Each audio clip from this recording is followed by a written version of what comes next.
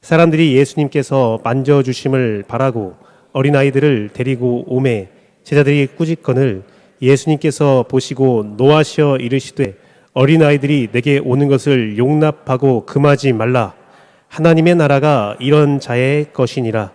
내가 진실로 너에게 이르노니 누구든지 하나님의 나라를 어린아이와 같이 받들지 않는 자는 결탄코 그것에 들어가지 못하리라 하시고 그 어린아이들을 안고 그들 위에 안수하시고 축복하시니라.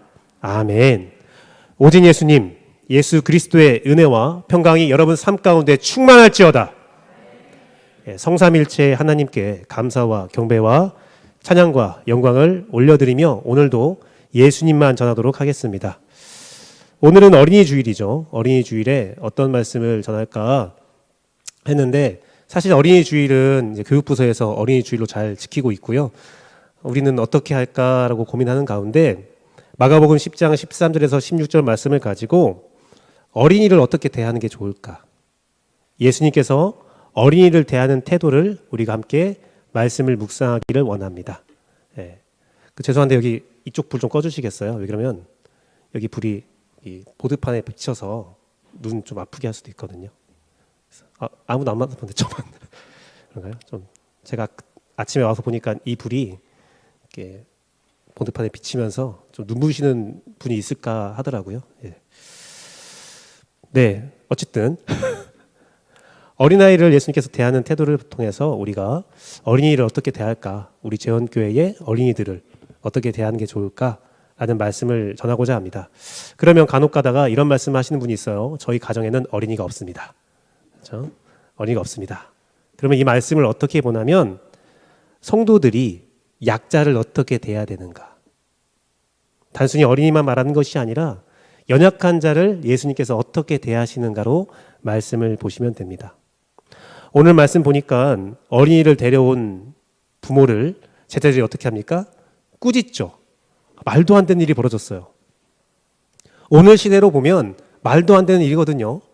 어린아이 예수님께 기도받으러 왔다고 해서 꾸짖는다니, 혼난다니 말도 안 되고 이해가 되지 않는 일입니다. 하지만 그 당시에는 그것이 당연한 거였어요. 어린아이를 사람 취급을 하지 않았어요. 목사님, 그것은 말도 안 되는 일이잖아요. 지금도 말도 안 되는 일이 많이 벌어지고 있어요. 제가 아침에 일부 예배 전에 주차장에 차를 빼라고 전화를 했는데 큰 욕을 먹었어요. 아침부터 열받게 하신다고 화를 내더라고요. 저한테. 이렇게 설교 간단해서 말할 수 없는 욕도 들었는데 말도 안 되는 일이 벌어질 수 있어요. 사람의 생각과 사람의 판단은 다 틀리거든요. 그런데 그 당시에 통상적으로 생각하는 것이 어린아이는 사람 취급이 아니야. 어디 감히 어린아이를 우리 예수님께 데려온단 말이야. 근데 그 모습을 보면서 예수님께서 어떻게 해요? 노하셨어요. 화를 내셨어요. 여러분, 성경 말씀에서요, 예수님이 딱 2번 화를 내십니다. 예수님이 화를 낸다니, 이해가 안 되지만 딱 두 번 화를 내시거든요. 한 번은 성전 정화 사건 때 성전이 더럽혀진 모습을 보고 화를 내세요. 두 번째는 바로 오늘 본문 어린아이를 멸시했을 때. 이것은 신학적으로 우리에게 굉장히 중요한 의미가 있는데 하나님이 도저히 참지 못하는 우리의 행위가 무엇이냐? 첫 번째는 성전을 더럽히는 행위, 우상숭배, 이단. 오늘 장로님께서 기도하셨잖아요. 우상숭배. 절대 하나님 용납하지 않습니다. 두 번째가 무엇이냐? 약한 자를 멸시하는 행위입니다. 우상숭배와 동일한 선상에서 화를 내셨다는 겁니다. 그러고서는 예수님께서는 어떻게 하십니까? 어린아이를 안아주시고 축복하시고 제자들에게 어린아이를 이렇게 대해야 된다라고 말씀하십니다. 사랑하는 재원교회 성도 여러분, 삶을 살다 보면 우리보다 가지지 못한 자, 우리보다 연약한 자, 사회적 약자를 대할 때가 있습니다. 그들을 대할 때에 예수님께서 대하는 태도를 가져야 된다는 겁니다.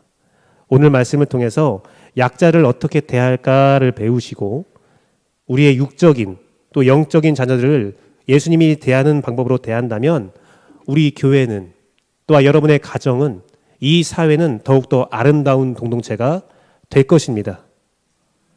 물론 우리가 심판을 막을 수는 없습니다. 하지만 최소한 내가 살아가는 나와 함께하는 사람들에게는 예수 그리스도의 사랑을 베푸시고 그 약자들에게 하나의 우물물이 되는 귀한 역사가 함께 있을지어다.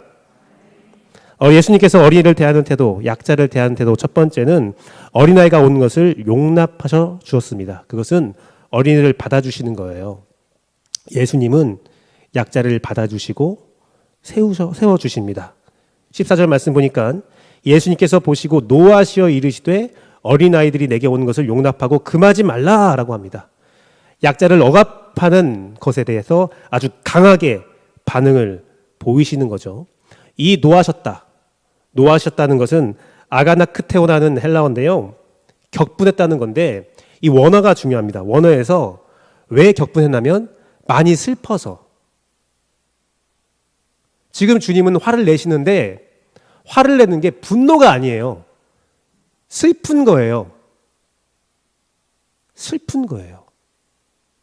왜 약자를 그렇게 대하냐? 그러지 말라라는 겁니다. 이 기록은 마태복음, 마가복음, 누가복음 다 나와요. 그만큼 중요하다라는 거죠. 예수님은 약자를 사랑하시는데 너희는 왜 이것밖에 안 되냐? 슬퍼하시는 겁니다. 출애굽기 말씀을 보면 하나님의 약자에 대한 뜻이 나와 있습니다. 출애굽기 22장 21절 22절 말씀인데요. 너는 이방 나그네를 압제하지 말라. 왜요? 너희도 애굽 땅에서 나그네였다라는 거예요. 그리고 22절 말씀에 너는 과부나 고아도 해롭게 하지 말라. 약자들, 연약한 자들 무시하지 말라라는 겁니다. 이것이 신약시대에 어떻게 또 확대되냐면 로마서 15장 1절 2절 말씀입니다. 믿음이 강한 우리는 마땅히 믿음이 약한 자의 약점을 담당하고 자기를 기쁘게 하지 아니할 것이라. 우리는 각 사람이 이웃이 기쁘게 하되 선을 이루고 덕을 세우도록 할지어다. 이게 무슨 말이냐면 내가 믿음이 강하단 말이에요. 나보다 약한 자가 있단 말이에요. 비웃지 말라는 거예요. 야, 저것밖에 못 믿어? 하나님, 저는 쟤보다 낫죠? 그런 거 하지 말라는 거예요. 영적이든 육적이든 약한 자를 받아주고 사랑하라는 것이 하나님의 뜻이에요. 예수님은 약자를 받아주는 거예요.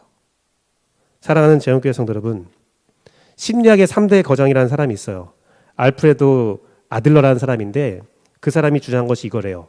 인정받으려는 욕구에 의한 열등감을 극복하는 것이 과제다. 어렵죠? 쉽게 말하면 모든 사람들은 열등감이 있다는 거예요. 열등감이 없는 사람이 없대요. 인생의 과제가 그 열등감을 극복하는 것이 인생의 과제인데 그 열등감을 어떻게 극복시켜 주냐? 그 첫 번째 단계는 미움받을 용기가 있어야 한다. 나의 연약함과 나의 부족함, 나의 평범함을 인정해야 된대요. 난 특별하지 않아. 나는 평범한 사람이야. 그 다음에는 격려와 지지가 필요하대요. 내가 평범해. 내가 연약해. 그것을 먼저 안다면 그 다음에는 격려와 지지를 통해서 그 사람의 자존감을 올려줘야 되는데, 그 아들러의 심리학으로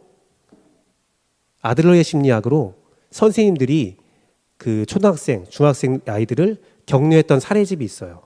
격려하는 선생님이라는 사례집인데, 학생들의 불완전한 모습들을 수용하고 존중하고 격려하면서 그 아이들이 어떻게 변화되어 갔는가에 대한 사례집입니다.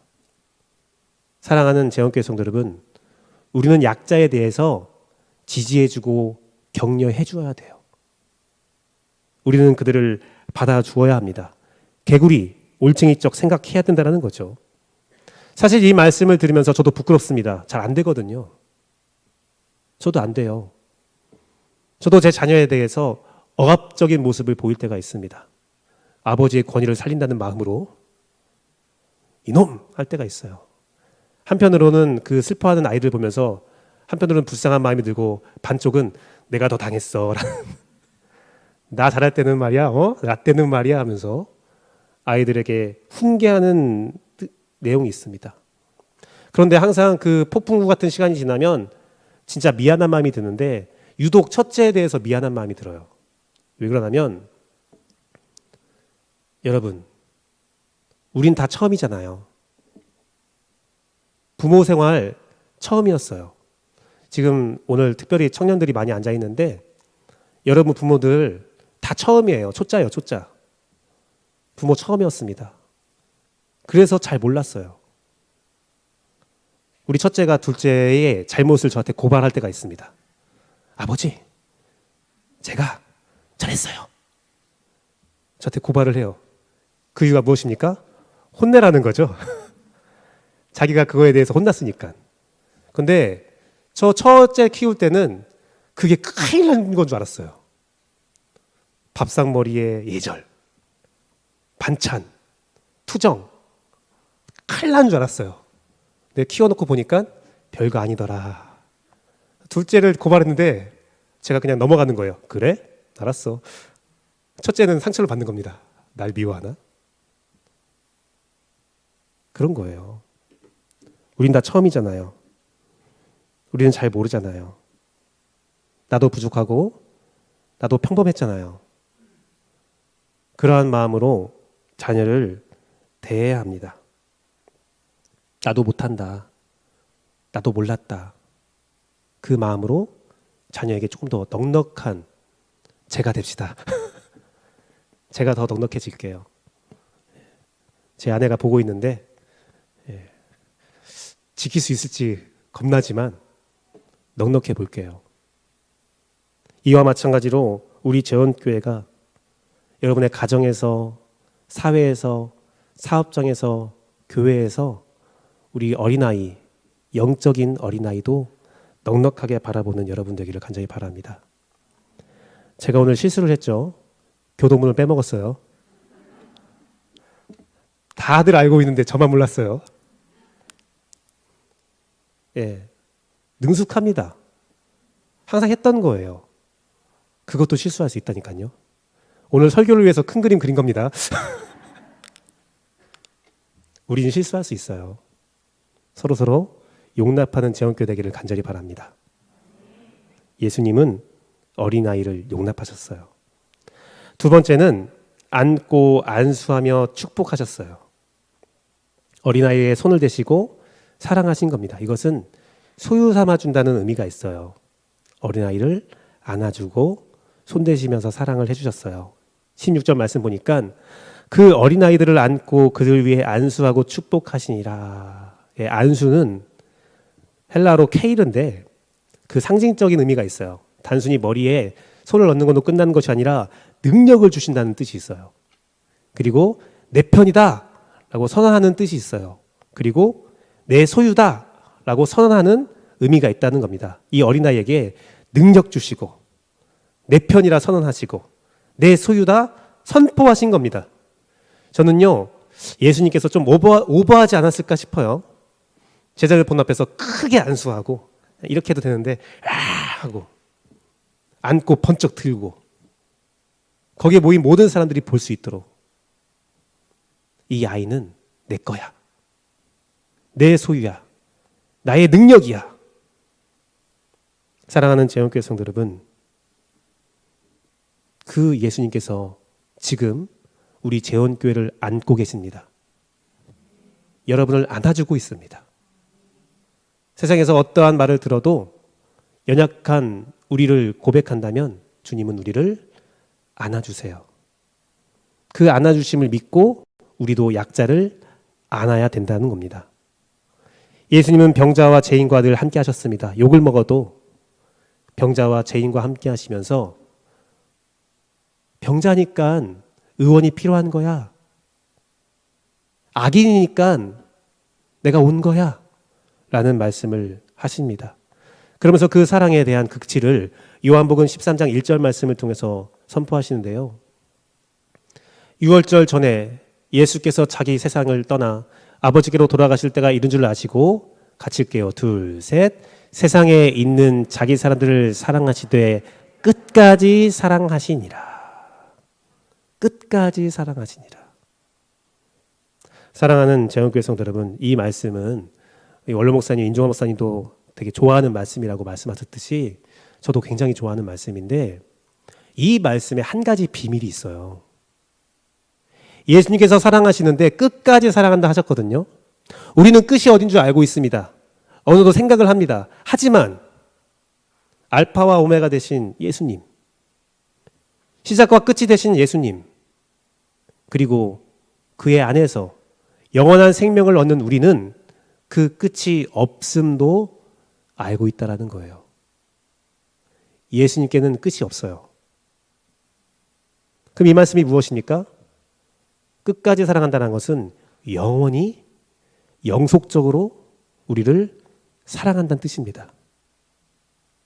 예수님의 사랑은 끝이 없습니다.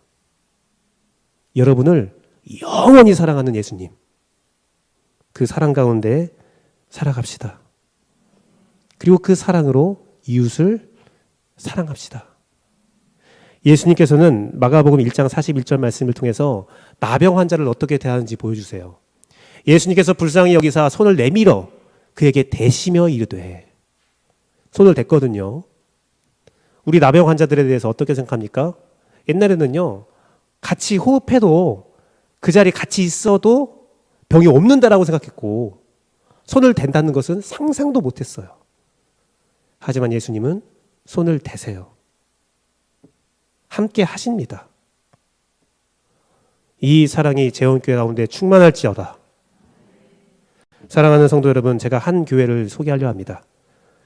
가장 젊은 교회를 자칭하는 천안 모퉁이돌 교회입니다.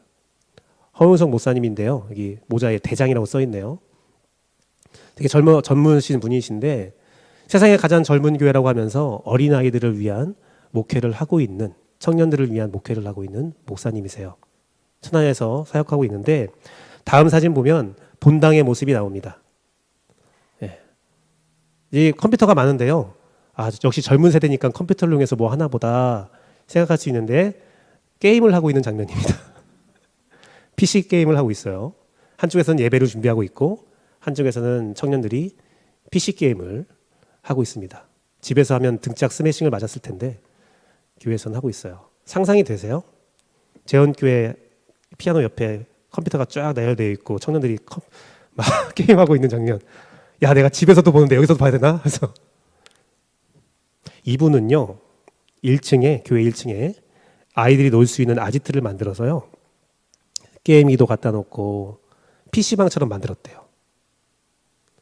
보드게임도 갖다 놓고 한 달에 한 번 영화 상영도 하고 음료와 먹거리를 갖다 놓았습니다. 그리고 그 교회 출신인 청년들이 그곳에서 봉사를 한다고 해요. 그러다가 전임 사역자를 세워서 넌 할 거 없다. 여기만 관리해라. 오고 가는 학생들만 관리해라 해서 그렇게 운영하고 있다고 합니다. 그렇게 모인 아이들이 90명. 전도를 특별히 하지 않아도 놀 곳이 있다고 생각해서 한두 명, 3명 오다가 90명 정도가 예배를 드리고 있다고 한다고 합니다. 어른들은 별로 없대요. 아이들만 90명. 아이들이 예배 제대로 드릴 수 있을까? 제대로 드린다고 합니다. 통성으로 기도도 하고 또 그 모인 친구들을 데리고 FC 모퉁이돌을 만들어서 축구부도 만들고 청년 보증금을 만들었대요. 그래서 학교에 다니거나 직장 생활을 하는데 보증금이 없는 친구들에게 보증금은 돌아오는 거니까 월세는 네가 내라 하고 집을 구해주는 그런 사역도 하고 있다라고 합니다. 근데 그분이 SNS에 한 글을 올렸는데 고민이 뭐냐면 그렇게 성장한 청년들이 결혼할 때쯤 되면 많이 떠난다는 거예요. 그러면서도 쓰는 게 그러한 일이 있어도 이 사역이 재정적으로 힘들지 않느냐 물어보는 사람이 많은데 한 번도 코로나의 위기에서도 빚더미를 안 놔본 적이 없다. 다음 세대 사역이 힘들다고 하는데 우리 교회는 다음 세대 사역을 힘들다고 생각한 적이 없다. 라고 이야기했다고 합니다. 저는 이 모습을 말하면서 여러분들 닮으라는 건 아니에요. 우리가 이 사역 합시다. 라는 거 아니에요. 우리 사랑이라고 생각하면 사랑의 원자탄 손양원 목사님 이야기를 많이 들었을 겁니다. 나병 환자의 고름을 입으로 빨았던 사랑. 우리는 그 예화를 많이 들었는데 그거 따라할 수 없잖아요. 따라할 수 없어요. 제가 이 말씀을 드리는 것은 이렇습니다. 허윤성 목사님이 손양원 목사님처럼 사역할 수 있다고 생각하세요? 못합니다. 허윤성 목사님은 나병 환자에 대해서 그렇게 사역할 수 없어요. 마찬가지로 손양원 목사님이 허윤성 목사님처럼 사역할 수 있다고 생각하세요? 못해요. 제가 이 말씀을 드리는 것은 그 근본된 마음만 담자라는 겁니다. 하나님은 우리에게 각자의 소명을 허락하셨어요. 허윤성 목사님은 다음 세대에 사랑을 주셨고 손양원 목사님은 나병 환자에 대한 사랑을 주신 거예요. 그렇다면 이 시점에서 우리에게 준 사랑은 무엇일까요? 우리 재원교회가 품어야 할 세대, 품어야 할 사람은 누구일까요? 하나님께서 우리에게 준 약자는 누구일까요? 그 고민을 해봤냐라는 겁니다. 우리가 그 고민을 해봤냐라는 거예요. 사랑이라는 이야기를 많이 들으면서 도저히 따라갈 수 없는 사랑에 대한 예화를 많이 들으면서 우리가 그런 고민을 해봤냐 이겁니다. 따라갈 수 없는 거 괜찮습니다. 하지만 우리의 세대에 우리 재원교회에 우리의 방식의 사랑의 대상자를 찾고 소유 삼아야 돼요. 사랑하는 재원교회 성도 여러분, 무조건 잘해주고 무조건 따라하는 것 그거 하나님이 원하시는 게 아닙니다. 재원교회가 해야 할 것, 우리 교회가 품어야 할, 우리 전도회가 품어야 할 대상, 작년부터 어린아이까지 어느 세대가 될지 못하지만 알지 못하지만 우리 재원교회에 보내주신 연약한 자를 안아줍시다. 함께 찾아봅시다. 찾아야 돼요. 관심 가져야 한다는 겁니다. 사랑하는 재원교회 성도 여러분, 우리 예수님께서 어린아이, 연약한 자를 대하는 방법, 첫 번째는 그 약자를 받아주시는데 그리고 그 약자를 소유 삼아 주시는데 그러기 위해서 우리는 찾아야 된다는 거예요. 마지막은 무엇입니까? 하나님 나라를 어린아이와 같이 받들라라고 말씀하십니다. 그것은 어린이를 스승으로 세우신 거예요. 약자를 통해서 우리를 가르치십니다. 15절 말씀 보니까 내가 진실로 너에게 이르노니 누구든지 하나님 나라를 어린아이와 같이 받들지 않는 자는 결탄코 그곳에 들어가지 못하리라. 어린아이 가치는 무엇이냐면 어린아이처럼 해야 어린아이와 동일한 방법으로 해야 된다는 거예요. 그거에 대해서 궁금하잖아요. 어린아이 같은 게 무엇인가? 마태복음 11장 25절 말씀입니다. 마태복음 11장 25절 말씀 보니까 예수님께서 이렇게 말씀하시거든요.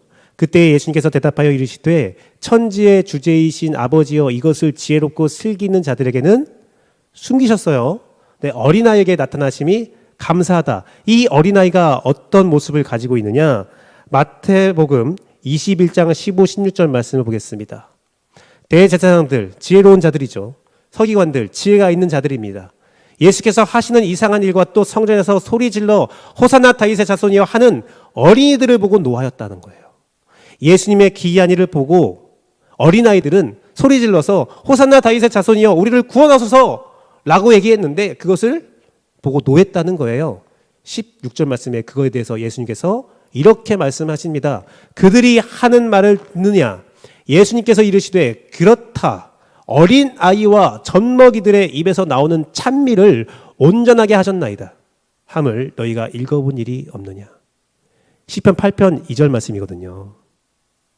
주의 대적으로 말미암아 어린아이들과 젖먹이들의 입으로 권능을 세우시며 이는 원수들과 보복자들을 잠잠하게 하려 하십니다. 어린아이의 순수한 마음, 그게 무엇이냐면 아까 말씀 본 것처럼 예수님의 기이한 일을 보면 그들은 입으로 선언하거든요. 어린아이는 듣는 대로 말해요. 듣는 대로 행동합니다. 어린아이가요, 입이 걸쭉한 애가 만날 때가 있어요. 그들의 부모가 그렇게 걸쭉하게 말을 하는 거예요. 제가요, 아이를 키우면서 깜짝 놀랄 때가 있어요. 야, 이 말 어디서 배웠어? 어린이집에서 배워온 거더라고요. 어린이집에서 벽만 갖고 오는 게 아니라 말투도 갖고 와요. 한 번은 둘째를 데리고 횡단보도를 건너는데 손을 뻗쩍 들고 건너는 거예요. 손을 뻗쩍 들고 건너요. 그러면서 저를 보면서 아버지는 손 안 드세요? 저도 이렇게 들고 손 들라고 배웠으니까. 간단합니다. 왜 드니? 들라고 배웠으니까요. 아이들은 제가 학교 한번 데려준 적이 있었거든요. 서울에 살 때, 1학년 때. 그냥 생각 없이 걸어가고 있는데 갑자기 딱 멈추는 거예요. 다른 애들도 다 그냥 걸어가는데 둘째가 아버지, 여기서는 신발을 벗어야 돼요. 신발 벗고 실내로 가라 신는 거예요. 그대로.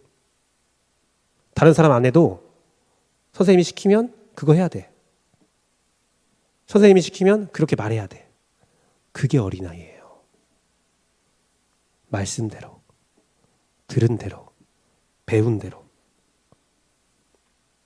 어른들은 그러죠. 왜 손을 들어야 됩니까? 합당한 이유를 대십시오. 여기서 신발을 벗으라고요? 저기서 벗는 게 더 좋을 것 같은데. 어린아이는 그러지 않아요. 말한 대로. 사랑하는 재원교회 성도 여러분, 윌리엄 워드워스라는 영국 시인은 이런 시를 적었습니다. 어린이는 어른의 아버지다. 어린이의 어리고 약하다고 무시하면 우리는 배울 수가 없다라는 겁니다. 어린이는 우리의 아버지, 우리는 어린이, 약자에게 배울 점이 있어요. 사랑하는 재원교회 성도 여러분, 나아만을 생각해 보십시오. 나아만이 어린 시종의 말을 무시했다면 그는 나병을 치유받을 수 없었습니다. 사랑하는 재원교회 성도 여러분, 우리는 오늘 어린이 주일을 드리고 있습니다. 어린이 주일에 좋은 선물을 주면 어린이 주일을 잘 지킨 건가요? 어린이 주일에 뻑적지근한 이벤트를 탁 열어주면 어린이 주일을 잘 지킨 교회인가요? 어린이날에 자녀들에게 좋은 선물 딱 주면, 비싼 선물 주면 어린이날을 잘 지킨 부모가 될까요? 아니요.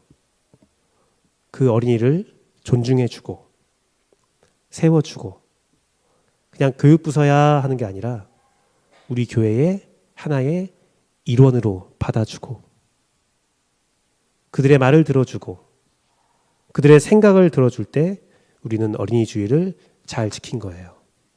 아, 네가 김 지사님 아들이야? 아이고 예쁘다 하고 지나가는 것이 아니라 너의 고민은 뭐니? 그리고 아, 어린이 주일 축하합니다 넘어가는 게 아니라 우리 봉사하시는 교사들에게 필요한 게 뭐예요? 부족한 게 뭐예요? 저희가 도와줄 게 뭘까요? 정성스러운 말 한마디, 도움, 관심.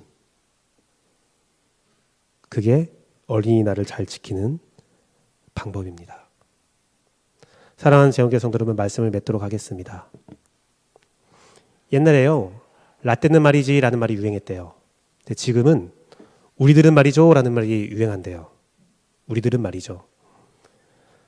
리버스 멘토링이라는 것이 있습니다. 리버스 멘토링. 기업을 성공시키는 밀레니엄 세대의 힘이라고 하는데, 다음 장면 보여주시면, 리버스 멘토링이 뭐냐면 선배만 가르쳐주던 때는 지났다. 이제는 리버스 멘토링의 시대다. 신입사원이 들어오면요, MZ 세대가 신입사원으로 들어오면 옛날 같았으면 부장님, 임원들이 오리엔테이션하고 유명한 강사를 불러서 기업에 어떻게 해야 되는지를 쫙 강연을 하잖아요. 지금은 신입사원이 임원들을 가르쳐준대요. 우리는 이러니까 우리한테 이렇게 시키십시오. 우리는 이런 거 싫어하니까 시키지 마십시오. 그 이유가 무엇이냐면, 기업이 딱 봤을 때에 MZ 세대가 우리의 직장의 일꾼이기도 하지만 소비자다. 그들의 마음을 알아야 우리 기업이 살아남는다. 제가요, 3월 달부터 4월 달까지 청년부 신방을 다니고 있거든요. 대신방을 다녔는데, 한 사람 집단으로 만나기도 하고 만나고 있는데 충격적인 말을 들었어요. 어떤 말이냐면, 예배를 꼭 가야 되나요? 이유를 모르겠어요. 저는 좋은 것들을 준다고 생각했는데, 좋은 양육과 좋은 환경을 준다고 생각했는데 청년들은 동조하지 못하는 거예요. 그래서 제가 어떻게 했냐면, 너네가 하고 싶은 대로 해봐. 제가 일체 관여하지 않고 청년들 임원들이 계획하고 기획한 대로 내가 따라갈 테니까 너희가 원하는 모습을 만들어봐. 너무 감사하게도 재원교회 청년부는 재정적으로 독립이 돼 있잖아요. 뭐든 할 수 있어. 실패해도 괜찮아. 그게 자산이야. 말하면서 청년들에게 한 말은 뭐냐면, 너희가 20년, 30년 뒤에 재원교회의 교회 분위기를 만드는 사람이다. 20년, 30년 뒤에는 그 청년들을 중심으로 재원교회가 어떤 교회인지 만들어진다. 그러니까 지금 실수할 수 있을 때 많이 실수하고 뭐든 해봐라. 너희가 하고 싶은 거 해봐라. 내가 따라갈게. 걱정이 되긴 하지만 하나씩 하나씩 만들어가는 모습을 보고 있습니다. 사랑하는 재원교회 성도 여러분, 어린이 주일인데요, 우리 어린이들은 그냥 약자가 아니라 30년 뒤에 집사님, 40년 뒤에 권사님, 40, 50년 뒤에 장로님이에요. 그러한 마음으로 우리가 그들을 마냥 보호할 대상이다가 아니라, 마냥 가르칠 대상이다가 아니라, 우리가 배워야 하고 우리가 함께 해야 되고 우리가 받아줘야 할 대상이다 생각하시길 바랍니다. 오늘 이후에 우리의 그들을 향한 태도 변화가 우리 교회의 미래입니다. 기독교의 다음 세대가 걱정되시죠? 왜 우리 때처럼 못할까 걱정되시죠? 그러면 그러한 자리를 마련해 주세요. 사랑하는 재원교회 성도 여러분, 다음 주에 여전도회는 연합으로 모이고 남전도회도 각자 모입니다. 그러면서 우리 당회가 이야기한 것은 이제 식사를 시작하게 되는데 어떻게 할지, 또 주일 오후 프로그램을 해야 되는데 어떻게 해야 할지를 묻습니다. 알아서 하세요가 아니라 여러분이 만들어주세요. 우리 세대만, 우리 전도회만 바라는 것이 아니라 다른 전도회를 배려하는 마음으로 온 연령대, 온 세대가 함께 할 수 있는 교회를 만듭시다. 어떤 형태든 어떤 모습이든 함께 나와서 회의하고 목소리를 내어주십시오. 우린 다 약자입니다. 어린이 주의라고 해서 어린이만 위한 것이 아니라 믿음의 연약한 자, 육신에 연약한 자가 다 우리의 어린이라는 생각을 가지고 함께 연합하여 아름다운 교회를 만듭시다. 다음 주부터, 아니 오늘부터 그러한 역사가 우리 가운데 있기를 원합니다. 우리는 다 어린이에요. 사랑하는 우리 아버지의 자녀입니다. 다 같은 자녀라는 마음을 가지고 정말 우리가 참된 모습으로 서로를 대하는 귀한 역사가 있기를, 오직 우리 아버지께 나아가는 아름다운 깃발이 들려지는 역사가 있기를 간절히 바라고 기도합니다. 이 시간 찬양하고 함께 기도하도록 하겠습니다. 사랑하는 나의 아버지,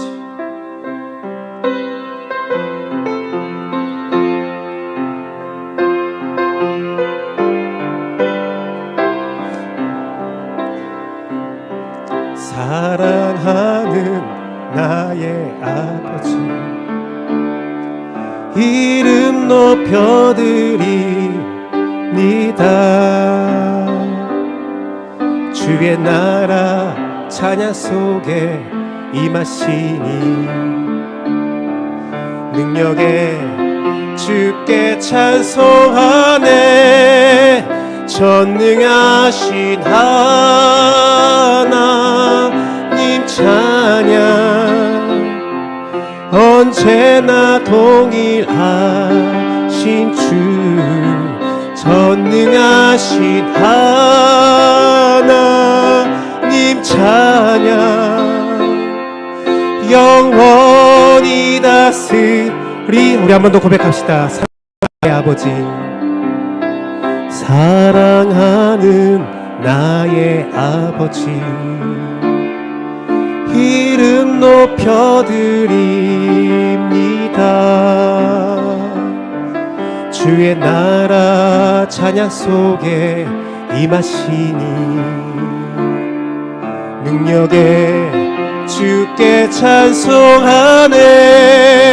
전능하신 하나님 찬양, 언제나 동일하신 주, 전능하신 하나님 찬양,